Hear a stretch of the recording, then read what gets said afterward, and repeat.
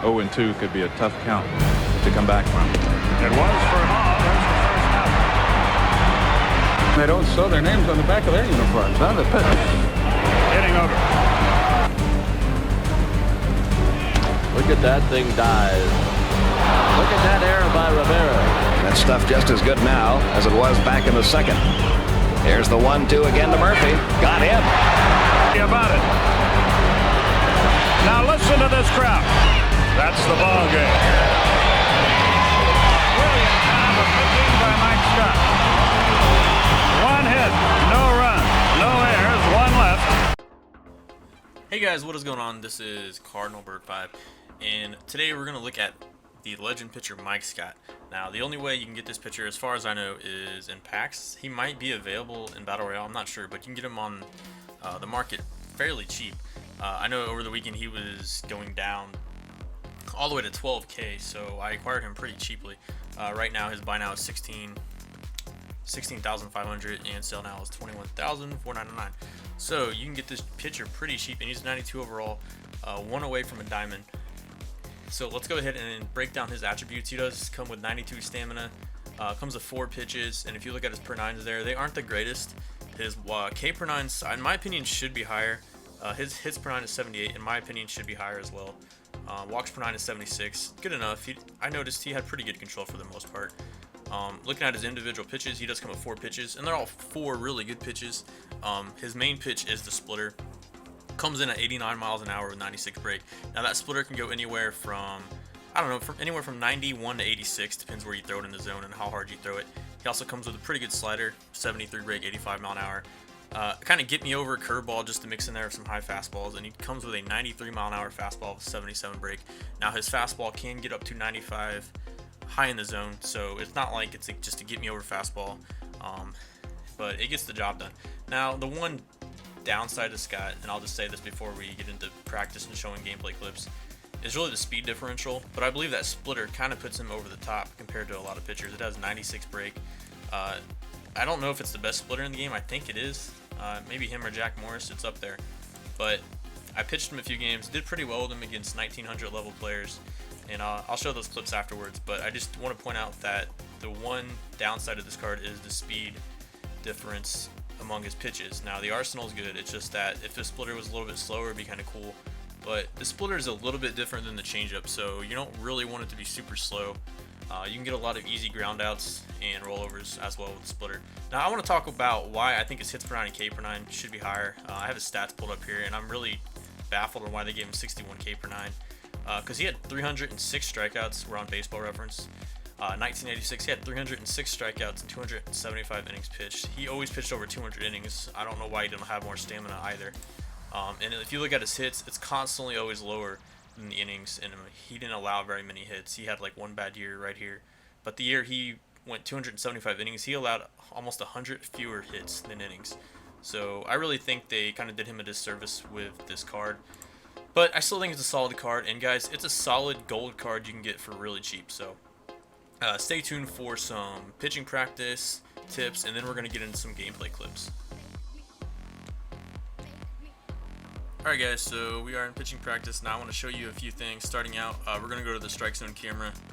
Now keep in mind, on my gameplays, I actually did pitch from behind the pitcher view, but I want to go to strike zone camera because I want to show you guys the break on each of his pitches before we start talking about some tips for you guys and tactics that I used to Mike Scott. So this, starting out with a splitter, assuming you're starting it down the middle, this is what the break's going to look like. It's going to go all the way down here. Alright, so it breaks almost 1/3 of the strike zone. I wouldn't say 1/3, about maybe 1/4 of the strike zone vertically. So that's a splitter. It also runs away a little bit from the lefties and inside to the righties. So that is a splitter. Next, we're going to show you his slider. Now, assuming you started from down the middle, this is what the slider will break. That's the break. So pretty good slider. Like I said, it had 73 brake. Has enough to get the job done. And I would say it's a good slider. If you're in the 70s for brake, it's good. Because a lot of the pitchers on this game, believe it or not, actually have like 50 or 60 brake or lower. Next, we're going to show the curveball. Kind of get me over curveball. It's really just there, guys, just to kind of change the speeds a little bit and to show them different eye levels to set up the high heat. But this is his curveball. Assuming you started down the middle, is the break on it. So it gets the job done, nothing great. I don't throw that pitch too often. And finally, his four-seamer doesn't have much break either. Pretty much goes right down the middle, so nothing to talk about there. Now let's go ahead and get into some strategies that I like to use, starting out versus lefties. So guys, this is an interesting pitcher because he is so dominant with that splitter. So you're really just going to set up everything with a splitter, and you can throw it down. Of course, I mean that's where you ideally want to throw it, but you can also change eye levels, throw it away, high and away, middle away, and you'll get a lot of people out in front. You really have to see what your opponent can do with the pitch. If they're way out in front, keep throwing it. If they start to stay back, that's when you mix in the four-seamer. So I always like to start out with the splitter. It is his primary pitch. It has 96 break. It's probably one of the best pitches in the game. So, you know, see what your opponents can do with that splitter. Lefty or righty, it doesn't really matter. It is his best pitch. So what you want to do once you start setting up that splitter, you're throwing it, you know, underneath the zone. You get in the rollover, swing and miss. Once they start to get on the splitter, hit some grounders up the middle, get some clean base hits, that's when you want to come back with a four-seamer about right in here, guys. Anywhere in here. You can even throw it down here, but keep in mind their PCI is going to stop right here, so a lot of times they'll just naturally react and hit that, and there's only a 4-mile-an-hour speed difference between the four-seam and splitter. So be really careful there. I like to throw my four-seamers a little bit higher than the splitters. You get a lot of weak flyouts, a lot of jammed hits. Every now and then you can throw it a little bit lower and you'll get them looking. If they start to lay off, that's what you want to do, is you want to throw a little bit lower to get them looking. But if they're swinging, you want to throw it a little bit higher here to get them jammed. Now, another combo you can work with a Mike Scott is the high fastball curveball combo. Pretty much every pitcher has this if they have a curveball. But if you want to start pitching higher in the zone, that's what you need to do. Establish the high fastball. Now against lefties, I wouldn't throw it right here. I would throw it more right about in here, and I'll show you guys why. Because if you throw it about right here, I like it about right here, or for a strike, I like to throw it up in there, or about right in there. I'll show you guys why. Because when you're trying to throw the curveball, Mike Scott's curveball, it's more of an 11-5 curveball, not a 12-6. So if you're throwing high fastballs right in here, there's really no way you can, you know, throw from the same arm slot. You know what I'm saying? Like, you can't. It's not going to look like a fastball coming in there if you're throwing that over and over. So eventually, once they see that pitch start from right in here, they're going to know it's a fastball. So it's not like you can throw the curveball. You'd have to throw it like all the way inside like that, and there's just no way you can do that. But if you throw the high fastball over here, that's when you can work the curveball in, and it's going to break about down in here. It's gonna, if you throw a curveball right here, it's gonna look like a fastball coming in up here, and that's where I said you throw it to lefties and righties really. Every now and then you can challenge them just to see if they can hit the high heat, but I wouldn't rely on that pitch unless they just have a really slow bat. Now for the slider, I don't throw sliders too often against lefties, but of course I like to throw it in on the hands. Again, if you're throwing high heat about right in here, you can throw high sliders about right in here. That'll get them off guard. You can throw them down and in. Especially if they're starting to look splitter and they see something starting about right here and they're thinking it's a splitter. If you throw the slider in on the hand, you'll get a lot of jammed hits, or you get them to swing over and roll over. So that's pretty much how I use the slider. I don't backdoor it too often, maybe once or twice a game just to keep them honest. You can try it every now and then, but that's how I use the slider. Pretty basic stuff, guys, in Mike Scott. Let's go ahead and pitch to this guy and get to a righty. Start the splitter down. Throw a fastball down. The control for Mike Scott is pretty good. It's at 76 walks per 9. His pitches have good control. I found him to be pretty easy to control with analog. I don't know if you're using meter or pulse, but he shouldn't be too difficult to use. Even with the splitter, it had pretty good control. Let's go ahead and 2-2. We'll just throw the fastball right in here. Against the computer, I can't hit my spot. But against the computer, of course, it's a little different when you're facing someone actual in a head-to-head game. Bam, double play. You'll get a lot of grounders with the splitter too. It's almost a better pitch to get grounders than the sinker on the game, in my opinion. Let's go and walk this guy. See if we can get to a righty here. All right, now here's a righty. Really, the only pitch you're going to use a little bit more against righties is the slider away. And keep in mind, you want to throw it from the same arm slot. So if you want to throw high fastballs, you can throw the slider about right here, and then you can also work from that same high heat. You know, at the same spot where you're throwing the fastball, you can also work from that same arm slot and throw the curveball down in here. So that's a good spot to establish your fastball. Of course, you want to establish the splitters as well, and you want to start those off low But if you have an opponent you're facing that is a really quick bat, and you're finding that they're hitting the low pitches, what you can do is mix the eye level up with a splitter. Keep in mind it is risky, but you can start it like middle away or high and away, and you'll get a lot of rollovers, especially people with super quick bats. That can be a useful pitch too. Think of it almost as a hard changeup, guys with more downward movement. Don't be afraid to mix the eye levels at all, but pretty basic against righties. Like I use the curveball and slider a little bit more. The splitter is still the dominant pitch you want to use against righties. I'll show you what that looks like. It just has a lot of downward tilt. It almost looks like a really sharp breaking ball or something.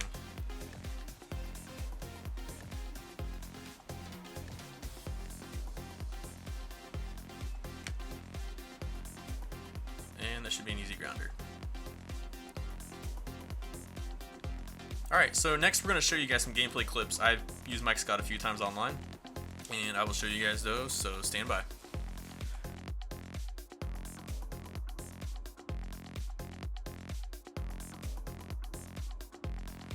Alright guys, so we're just going to show, starting out, how Mike Scott can get ground outs. Keep the splitter down, of course. I mean, that's the obvious way to get it. You can also use that slider down and in to get a lot of rollovers. As I did right there, I got it rolled over into the shift, threw down and in to Rizzo, got him the rollover. It doesn't matter if it's against righties or lefties. A splitter slider combo is really good. Right there, we just keep the ball down on a splitter and get a nice ground out from Marte. And then he's got his created player coming up next. And again, we just start with a splitter down. Actually, that was a curveball. We start with a curveball down just to mix it up, and he's out in front. So 2 easy grounders and 2 pitches right there, back to back. And moving on, we have another slider down and in. He lays off that one. I was actually a splitter, my bad. And we come right back with another splitter, just keeping it down. My opponent was trying to be really aggressive early in the count, look fastball. So we threw a ton of splitters this game. We threw him out of the zone, just enough out of the zone to where he would swing at him. And we even have some more grounders right here. We start him off with a curveball, just to change the eye level. He fouls it off, and then we go right back with a high fastball. This guy was super aggressive. He was swinging at almost anything, so I wasn't throwing him too many strikes. But he's one of those players, like if you left in the zone or you hung it, he would hit it out. He didn't have a very good approach, so. But we come back with another fastball. We got him to a 1-2 count, so we go with a slider in on the hands, and we get him to roll over to the first baseman with another easy ground out. This is probably Mike Scott's best asset, is getting the ground outs. Now here's another game. This is against I think a 1950 player, or he's in the 1900s. He starts off with Ichiro. I have the bunt cheese defense shifted on him, but we get a splitter down, and he gets an easy ground out there for Mike Scott. The next one we have a righty. I think it might have been Holiday or A-Rod. We just start him off with a slider away, get him the ground out. No, I think that was actually Bautista. And later in the game, we show him a high fastball, get him swinging there, and then we decide to come right back with a curveball. Now this is when I use the curveball, guys. You can use it any time, but we get a nice little roll over there. And now we're going to show some flyouts and pop outs. Mike Scott can be utilized as a fly ball pitcher as well, guys. I would just recommend to play in a bigger park. Like I like to play in Red Rocks a lot with a good outfield out there. I have my created guy in center. Sometimes I put Ichiro out there, but right there we just threw the ball away because my opponent, I knew he had kind of a late bat. In order to hit that, you have to be right on that and go with it, and he went right up the middle with it, which you don't want to do to Red Rocks. Now his created guy, we just go with a splitter, low and away, and we got him to fly out there. Alright, sorry about that. Some of the last clip cut out, but it was an easy fly out, trust me.